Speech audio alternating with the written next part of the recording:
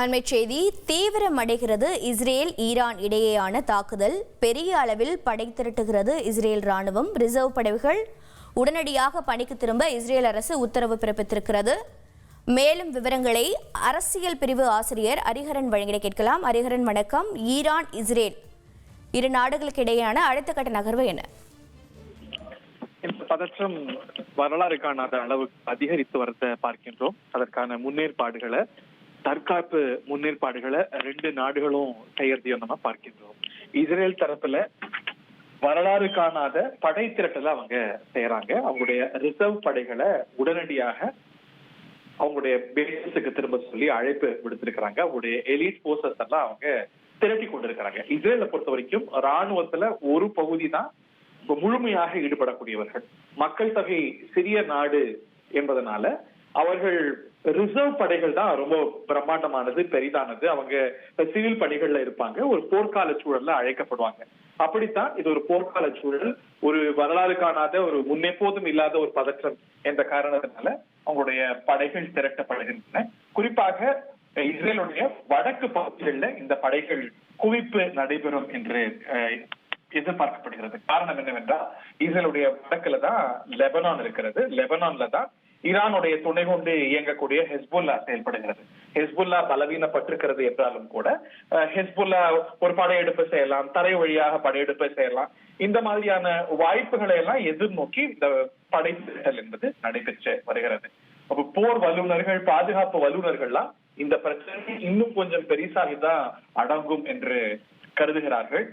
Iran தன்னுடைய nuclear sides தாக்கப்பட்டு அதுல சிறிய பாதிப்பு ஏற்பட்டிருப்பதை அதிகாரப்பூர்வமாகவே வெளிப்படுத்தியிருக்கு அப்படிங்கிறத பார்க்கின்றோம். இந்த நிலையில தான் அமெரிக்கா ஈரான நியூக்ளியர் டாக்ஸுக்கு வாங்க, இல்லாட்டி உங்களுக்கு பேரழிவு நிச்சயம் அப்படின்னு சொல்ல ஈரான் அதற்கு பதில் சொல்லியிருக்கிறது. இந்த நியூக்ளியர் டாக்ஸ் வந்து அர்த்தமற்றதாகிவிட்டது.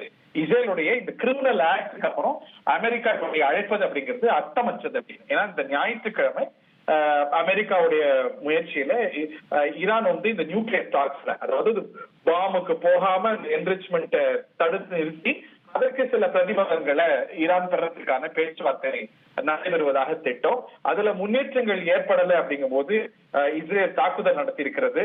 அதை ரசித்து சிரிக்கிறது அமெரிக்கா.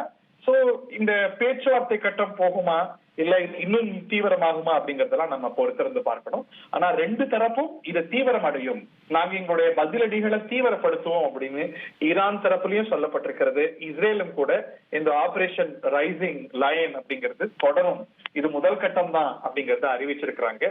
நேற்று இஸ்ரேலுடைய தாக்குதல்கள், அதை தாண்டி இன்னைக்கு ஈரானுடைய பதில் தாக்குதல், பாலிஸ்டிக் மிசைல் மூலமா நேற்று இரவுல இருந்து இன்று காலை வரைக்கும் நீடித்த தாக்குதல் அப்படின்னு எப்போதும் இல்லாத போர் பதட்டத்துல அந்த பிராந்தியம், மத்திய கிழக்கு பிராந்தியம் இருக்கு.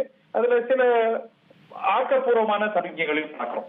இந்த ரெண்டு நாடுகள் மட்டுமல்லாது சுற்றுவட்டார நாடுகள் கூட தங்களுடைய வான்பரப்பை மூடிட்டாங்க. அதனாலதான் இந்தியால இருந்து மேற்குக்கு போகக்கூடிய பல விமானங்கள்லாம் ரத்தார்த்தெல்லாம் நம்ம பார்க்கிறோம். இஸ்ரேலை ஒட்டி இருக்கக்கூடிய லெபனான், ஜார்டன், ஈரானை ஒட்டி இருக்கக்கூடிய ஈராக், இவங்கெல்லாமும் கூட இந்த போர் பதற்றத்தின் காரணமாக ஏர் ஸ்பேஸ மூடிட்டாங்க. அதோட பொருள் என்னன்னா, விமானங்கள், சிவிலியன் விமானங்கள் கூட ஒரு பகுதியில இன்னொரு பக்கம் போகக்கூடிய விமானங்கள் கூட அந்த பரப்புல பறக்க முடியாத ஒரு சூழல் இருந்தது. அது இந்த சுற்று வட்டார நாடுகள் கொஞ்சம் கொஞ்சமாக அடுத்தடுத்து இந்த வான்பரப்பை திறந்துட்டு வர்றாங்க அப்படிங்கிறதையும் பார்க்கிறோம். ஜார்டன் இன்று காலை திறந்தாங்க, லெபனான் சற்று நேரத்துக்கு முன்னாடி திறந்திருக்கிறாங்க. இந்த மாதிரி ஒரு ஆக்கப்பூர்வமான சமிக்கைகளையும் பார்க்கின்றோம். இந்த அமெரிக்க ஈரான் பேச்சுவார்த்தை அர்த்தமற்றது அப்படின்னு ஈரான் சொன்னாலும் கூட அதை நாங்க அதுல இருந்து பின்வாங்குறோம், ரத்து ஆயிடுச்சு அப்படிங்கிற அறிவிப்பை வெளியிடல. ஒரு சில்வர் லைனிங் இருக்கிறத நம்ம பார்க்கலாம். செய்திகளை உடனுக்குடன் தெரிந்து கொள்ள உடனே சப்ஸ்கிரைப் பண்ணுங்க.